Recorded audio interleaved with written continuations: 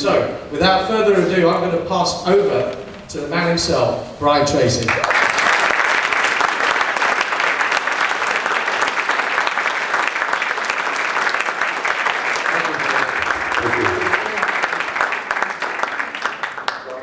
Whenever I hear those things, it's such a great honor, and to have you all come out here is just overwhelming. Thank you very much. My roots are in the UK. My father grew up in Liverpool, and so I'm half English. He immigrated to Canada when he was a young man, and met my mother, who was from an Irish family, so I'm half Irish as well. So I'm very much a child of the Commonwealth. And when I agreed to come over here and speak for Shush, he was very grateful, and Gary, he said, but you know, we can't pay you anything. And I said, well, that's all right. I'll come in. I won't charge you anything, just to have an opportunity to help grow this business.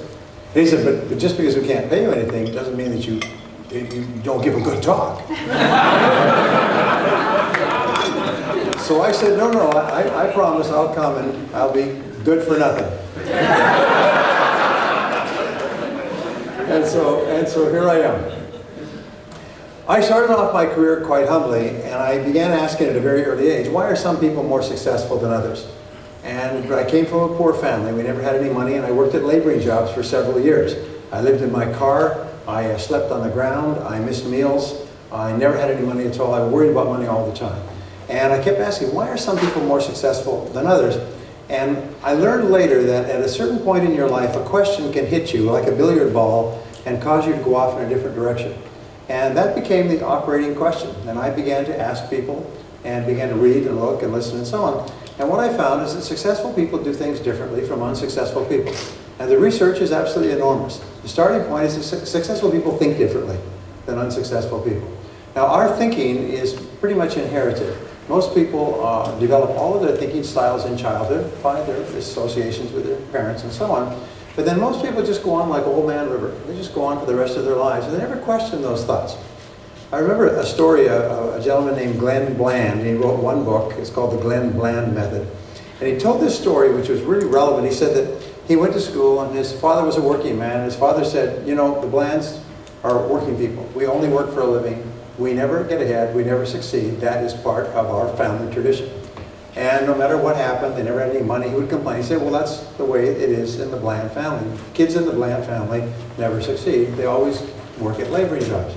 So he got out of school, and he went to work, and he was working at a laboring job, and he's working on a construction job on the highway, and he's working with a shovel, and it's hot, and he's dirty, and he's sweaty. And a friend of his, the traffic was going very slow, it was just inching along, and there's a friend of his in a new car that he went to high school with. That guy wasn't very bright or incredibly smart or anything. And this guy's nicely dressed, driving a new car, and he slows down. He says, hi, Glenn, how are you doing? He says, great. And he's talking. He's talking. He said, what you doing there? He said, well, I'm just working here on the highway. He said, what are you doing? He said, well, I've got a job. I'm in sales. I'm building a business. He said, I'm making good money and everything else. And he looked at that guy, and suddenly it was like a door swung and slammed him in the face. He said, it was just like lights went off. He realized, that guy's no better, no smarter than me. He's got no more talents. And he's successful, and he realized his father had sold him a bill of goods.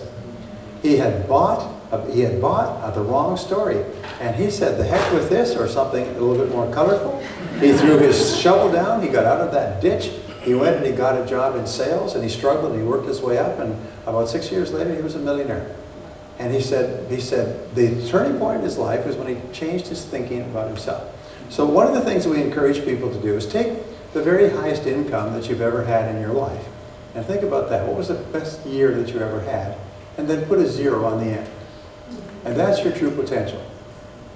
Now when you do that the first time your body, like it rejects a new organ, it rejects, it kicks out. It's almost, you put it in and it kicks back out. It's like one of those machines that doesn't accept your credit card. And a psychologist demonstrated, and what he did is he said what you do is you just say X to 10X. And it's a very interesting process. It's one of those things we talk about, you have to read a lot of things. And you come across this process this obscure psychologist had come up with, just X to 10X. So you take your highest income and you imagine earning 10 times as much. And the more you turn it over in your mind, the more, first of all, you reject it. As you turn it over in your mind, you don't reject it as much. As you turn it over in your mind, you start to think, well, maybe that's possible. And then what you do is you start to activate your superconscious mind. And we talk in our programs about setting goals and setting priorities and making plans.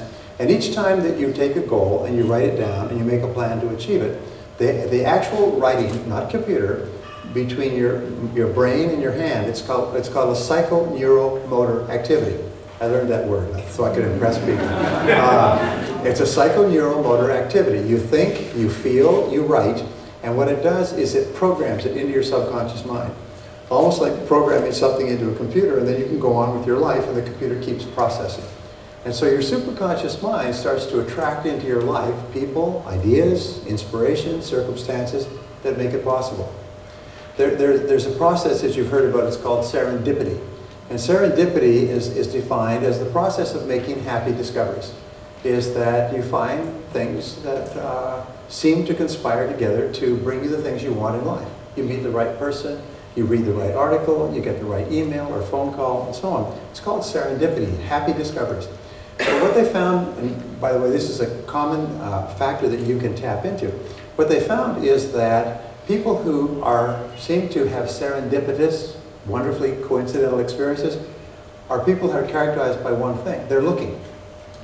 Nobody has a serendipitous experience sitting there watching television at night, or reading the paper, or drinking in the bar. In other words, first people who have make these happy discoveries are people who are looking.